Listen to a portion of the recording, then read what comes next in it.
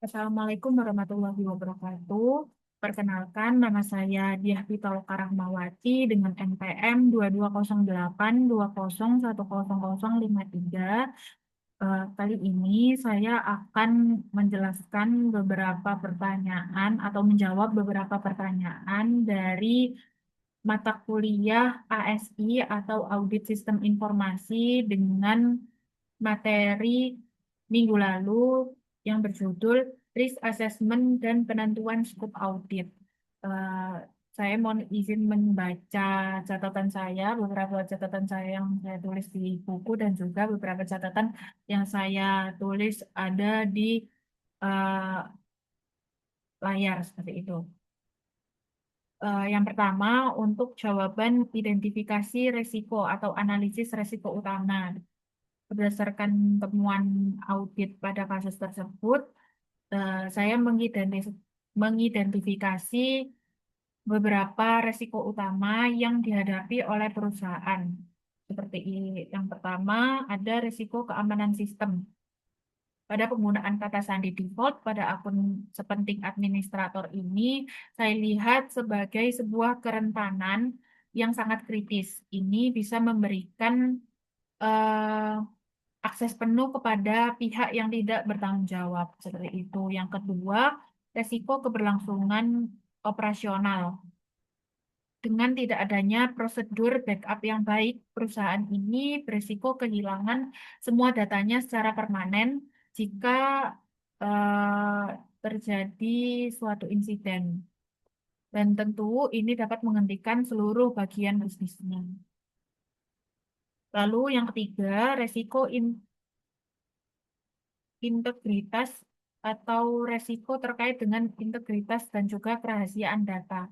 Nah, ketika staf yang tidak berkepentingan bisa mengakses laporan transaksi, ini membuka celah dari penyalahgunaan informasi nasabah atau bahkan dapat terjadinya penipuan secara internal atau penipuan yang dilakukan oleh pihak internal seperti itu. Lalu yang terakhir ada resiko dari sisi tata kelola dan juga kepatuhan. Menurut saya, fakta bahwa perusahaan belum melakukan penilaian risiko secara formal menunjukkan bahwa tata kelola TI-nya itu belum ada secara matang atau belum dilaksanakan secara matang dan bisa beresiko melanggar regulasi yang ada seperti itu. Lalu untuk pertanyaan yang kedua terkait dengan resiko high atau medium dan juga atau low. Untuk itu saya menentukan skala prioritasnya dan juga saya mengklasifikasikannya berdasarkan dengan potensi dampak dan juga kemungkinan terjadinya. Seperti menurut saya yang masuk kepada tingkat resiko tingkat tinggi, yakni ada tiga. Yang pertama ada penggunaan kata sandi default karena sangat mudah dieksploitasi. Lalu yang kedua tidak adanya prosedur backup. Karena sekali terjadi insiden, maka dampaknya akan fatal. Lalu yang ketiga, kontrol akses yang lemah, karena ini menyangkut keamanan data nasabah secara langsung. Sementara itu, ketiadaan penilaian risiko formal, saya kategorikan sebagai risiko menengah atau medium. Dampaknya mungkin tidak langsung terasa secara nyata, namun ini adalah akar masalah yang menyebabkan risiko-risiko lainnya terjadi.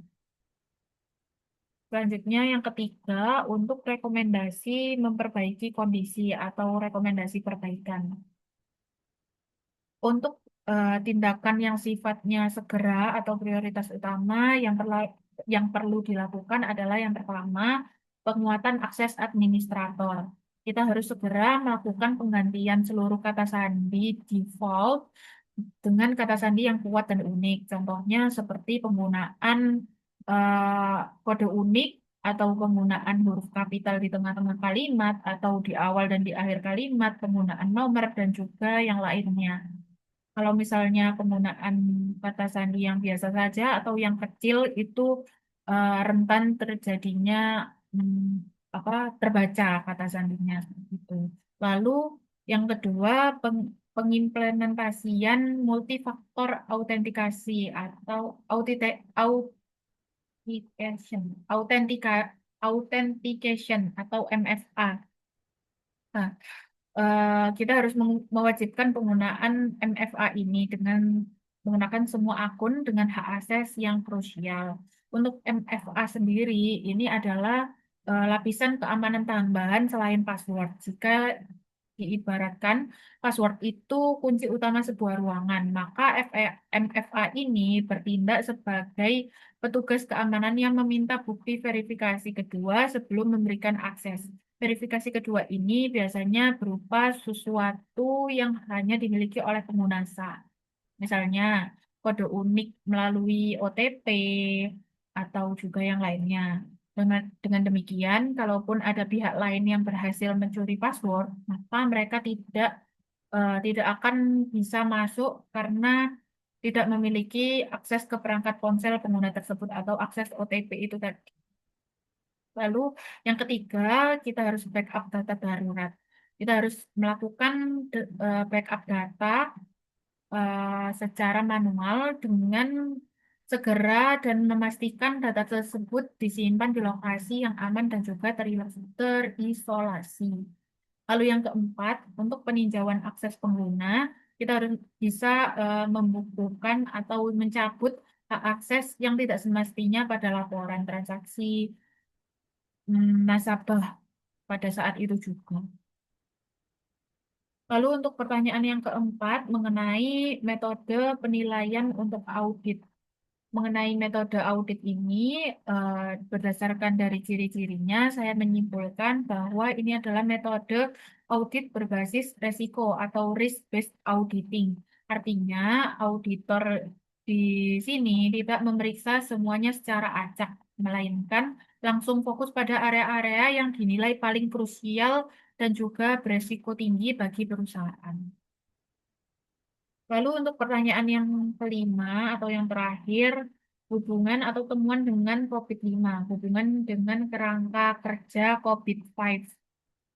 Nah, temuan yang eh, saya temukan ini tentang tidak adanya penilaian resiko. Menurut saya ini masuk pada domain APO atau Align, Plan, and Organize, khususnya pada proses APO 12 tentang manage risk. Lalu untuk masalah kata sandi dan hak akses yang lemah, ini jelas bukan berkaitan dengan domain DSS atau eh, maksud saya ini jelas berkaitan dengan DSS atau domain service dan juga support. Lebih tempat lebih tepatnya untuk DSS 05 tentang Managed Security Service. Sementara itu, masalah backup yang masuk ke dalam domain DSS itu pada proses DSS 04 mengenai Managed Continuity. Seperti itu. Secara keseluruhan, temuan-temuan ini menunjukkan bahwa fungsi monitoring atau pengawasan berasal dari domain MEA atau Monitor, Evaluate, dan Assess. Belum terjadi secara efektif seperti itu. Mungkin demikian hasil analisis dan juga penjabaran dari saya. Kesimpulannya adalah masalah utamanya terletak pada sistem pengendalian dan juga tata kelola TI perusahaan itu belum ada atau belum dilaksanakan secara matang. Demikian dari saya, mohon arahan dan juga koreksinya jika terdapat salah kata. Saya akhiri dan untuk jurnal referensi mungkin saya akan cantumkan di deskripsi. Gitu. Terima kasih dan wassalamualaikum warahmatullahi wabarakatuh.